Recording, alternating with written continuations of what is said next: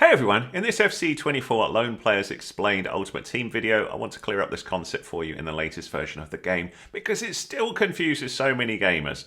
So lone players are players that you can use in your ultimate team but only for a set period of time or a set number of games.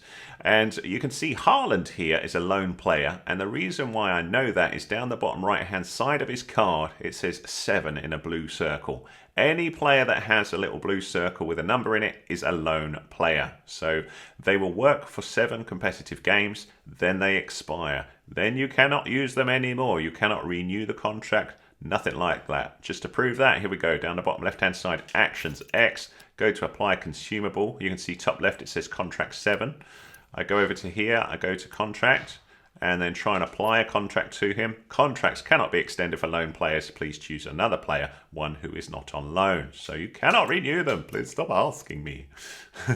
So there is one thing I also want to point out about these, which is when a loan player expires, you will get an option to convert them to a concept player. And you go, oh, cool, I can still play with them. A concept player is purely a card for planning purposes. You cannot play with them. It will show as a card with a blue background, and they're purely for planning. So even if they show in your squad, if you put one in your main squad here and try and play a competitive game, it will not allow you. So you cannot use expired loan players. Full stop, man. Full stop, okay? So you can see in my team here, I have 2 lone players. Another thing I want to clear up, though, is what could you do with them to keep playing with them?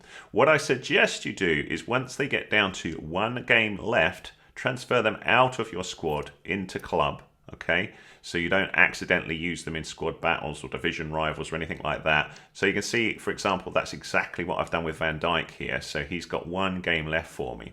Now, just before we go, there's something I want to show you where you can still play with lone players as long as you keep them with at least 1 game left. So what I suggest you do is once they get to 1 game, remove them from your active squad that you're going to use for things like squad battles and rivals and stuff like that, because you can still use them in friendly game modes, okay? So you can still have fun with them. So what I do is I've sent over to club any player that I've got down to 1 on loan. So Van Dijk was 1 such player. So you see he's sitting there. Now, because there's 1 game left, I can still use him in friendlies. So what I suggest you do here, just to keep fun with them, is on the left-hand side, go back to your squad view, and then press the left stick button, go to squad actions, and create a squad. So we're going to go with squad selector. So select that with A or X on the PlayStation. Create a new squad, start from scratch, and just call this, I don't know, loan or whatever. Doesn't matter what you call it, as long as you remember that this is your loan squad. You've got to be very careful that you do not accidentally use this on a competitive mode, because then those squad members will run out. Go in here and then change whatever formation you want. So for example, if I want the same as I had there, which is that one, I'll say yes. So we've got that formation, back out with B. And then what I can do is I'm selecting the card or the sort of area there, the striker area, and then choosing whoever I want to put in there. So let's say I want to still use Haaland. Defender, remember we had Van Dijk on 1. So we would go here. Where is he? There he is. And then we could use the other lone player. This one. And this one. Now, they don't all have to be lone players. So even if you don't have all lone players, that's fine. So you can see I've got Alexander-Arnold there. We'll put in Bernardo Silva. Kimmich. Actually, yeah, that's fine. And another one here. And left winger. And yeah, again, we've got no awesome lone player there. And Rodman here. So you can see we've got lots of lone players there. Okay, so that's cool. So we come back out of here. And my point is, then make that the active squad. So when you're in the squad, just make sure you've got that when you want to play with this squad. So squad actions, squad selector. And if it's not the active one, you just pick it here. So just for argument's sake, let's say I was on my normal squad here. Go back to squad actions, squad selector, loan. Okay.